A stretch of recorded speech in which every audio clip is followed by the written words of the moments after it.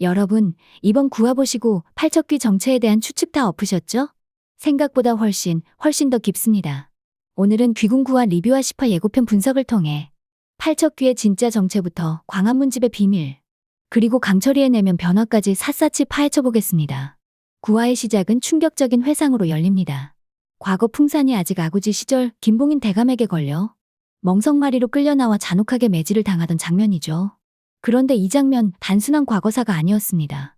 바로 그 순간 풍산은 무언가 이상한 기운을 느끼고 팔척귀의 존재를 처음 목격하게 됩니다. 그리고 그때부터였습니다. 김봉인과 풍산 그리고 이 팔척귀를 매개로 한 비밀스러운 거래와 주술의 연대가 시작된 것은 우리는 지금까지 팔척귀가 김봉인이 만든 혹은 풍산이 조종하는 왕가 파괴용 귀신이라 추측했었죠. 하지만 구화를 보고 나니 그보다 훨씬 더 깊은 사연이 있었습니다. 팔척귀는 조작된 귀신이 아니라 스스로의 원한으로 돌아온 존재임이 분명해졌거든요.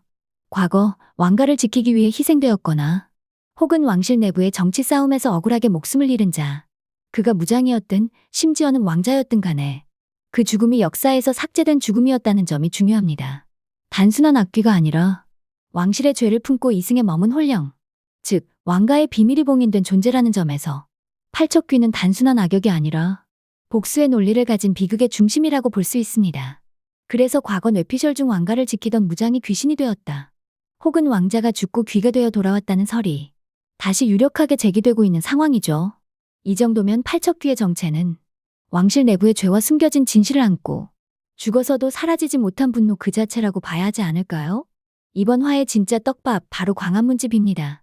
이 책이 등장하자마자 최원우는 아무 말도 없이 즉시 용담골로 내려갑니다. 말도 없이 변명도 없이 그저 모든 걸 내려놓은 듯한 뒷모습. 왜 그랬을까요? 그가 예전 회차에서 도성서고를 은밀히 뒤지며 책을 찾던 장면 기억나시죠? 그때 찾던 것이 바로 이 광화문집이었을 가능성이 큽니다. 하지만 찾지 못했죠. 광화문집은 최원우의 고조부, 즉 최길상이 100년 전 전쟁 중 왕을 호종하며 써내려간 기밀 기록인데요. 표면적으로는 전공 기록이지만 실제로는 왕실이 숨기려 했던 역사적 진실이 담긴 금서에 가까운 존재입니다. 그 안엔 왕이 왕자를 희생시킨 사건, 혹은 왕권 유지를 위해 귀족 가문을 희생시킨 내막이 들어있을지도 모릅니다.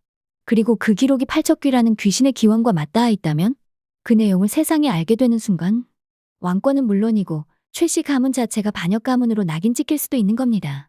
최원우가 모든 걸 내려놓고 떠날 수밖에 없었던 이유, 그는 그 진실을 이미 알고 있었던 거죠. 여러분, 드디어 강철과 여리가 서로의 진심을 확인했습니다. 이건 단순한 키스신이 아닙니다. 운명을 인정한 순간입니다. 그 장면을 본 순간 예전에 여리가 화경으로 본 장면이 떠올랐습니다. 윤갑과 혼례를 치러 아이와 행복해하던 모습. 하지만 지금 생각해보면 그 윤갑이 아니었던 거죠. 그때 여리가 본 건 윤갑의 얼굴을 한 인간이 된 강철, 즉 이무기에서 벗어나 진짜 사람으로 살아가고자 했던 존재와의 미래였던 겁니다. 강철은 여리와 가까워질수록 인간이 되어갑니다. 기뻐하고 질투하고 슬퍼하는 감정을 이해하게 되죠. 하지만 그 대가로 그의 실력은 점점 약해집니다. 이무기로서의 본능과 인간으로서의 감정이 충돌하면서 강철은 점점 경계에 선 존재가 되어가는 거예요. 그리고 그 결과 10화에선 진짜 강철의 치명적인 위기가 찾아옵니다. 팔척귀를 상대하기 위해선 실력이 필요한데 그 힘을 거의 잃어버린 상태에서 여리가 납치된다면 강철은 본능적으로 움직일 수밖에 없겠죠. 이제 그는 신도, 인간도 아닌 존재로서 사랑이라는 감정에 목숨을 거는 선택을 하게 됩니다. 예고편의 키워드는 바로 아무 일 없던 척입니다. 여리와 강철 그리고 이정. 셋은 이제 팔척귀의 조종자들이 여리를 인식했다는 사실을 눈치챘습니다. 그리고 곧장 연기를 선택합니다. 아무 일도 없던 것처럼 행동하며 적이 누구고 어디에 있는지 알아낼 시간을 벌기로 한 거죠. 강철은 조용히 일월명두를 꺼내 준비합니다. 여리에게는 알리지 말라고 말하며 스스로 팔척귀를 상대할 준비를 시작합니다. 이미 실력은 거의 바닥이지만 자신의 마지막 한 방을 쓰겠다는 각오죠. 여리는 가섭 스님을 만났을 때 묻습니다. 스님께선 처음부터 알고 계셨던 거죠? 할머니 넙덕이 죽은 게 팔척귀 때문이었음을. 여리는 직감합니다. 자신이 다시 이 무서운 귀신과 마주해야 하는 운명임을. 그리고 아니나 다를까 여리는 결국 또 한 번 납치당합니다. 강철과의 마음이 닿은 지금 분노한 강철은 더 이상 피하지 않습니다. 오직 여리 하나만을 위해 움직이기 시작합니다. 강철은 여리를 위해 움직이다가 여리를 간신히 구해내나 치명상을 입을 확률이 높아 보이며 그 치명상을 회복시켜줄 수 있는 것은 가섭스님이 건넨 약초, 골담초일 것으로 보이고 이 골담초를 얻기 위해 여리는 용담골의 최원우 대감 집으로 갈 것입니다. 정리해보자면 1. 팔척귀는 단순한 조작 귀신이 아니다.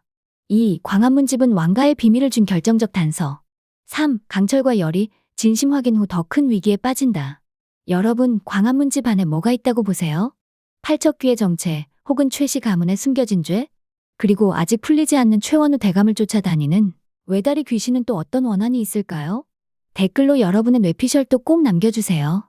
다음 영상은 귀궁시파 방송 직후 치명적 떡밥 해석편으로 돌아올게요.